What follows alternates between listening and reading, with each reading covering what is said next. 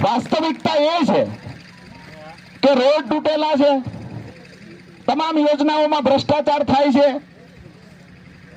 અહીંયા વાત કરીએ તો 98 માં ખાતમુહૂર્ત કરવામાં આવ્યું અને ત્યારથી લઈને આજ દિવસ સુધી જો વંગડીનો કાઢીઓ જે લોકો નથી બનાવી કે આ કાઢીઓ અમારા સૌરાષ્ટ્રમાં નેફો કે હવે જેનાથી નેફો નથી બનતો નેફા વગરની સરકારનો ભરોસો ન હોય. બીજી વાત કે ખેડૂતોના નામે જ્યારે વાત હોય ત્યારે રાજનીતિ માત્ર વિષય નથી.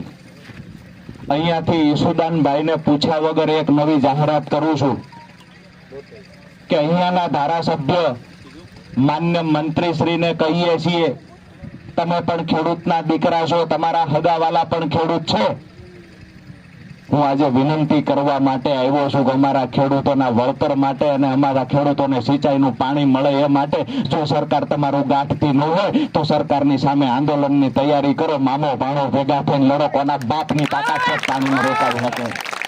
જો તમારામાં લડવાની તાકાત છે, જો સરકાર સામે અવાજ ઉઠાવવાની તાકાત છે, તમારી અંદર જો તાકાત છે ખેડૂતો માટે લડવાની, આવો મેદાનમાં. તમારી પાર્ટીનો ખેસ ખીતીએ ટીંગાડી દો. ઈશુદાનભાઈ એની પાર્ટીનો ખેસ ખીતીએ ટીંગાડી દે અને ખેડૂતો માટે છેલ્લા શ્વાસ સુધી લડવાની તૈયારી સાથે મેદાનમાં ઉતરી જાઓ.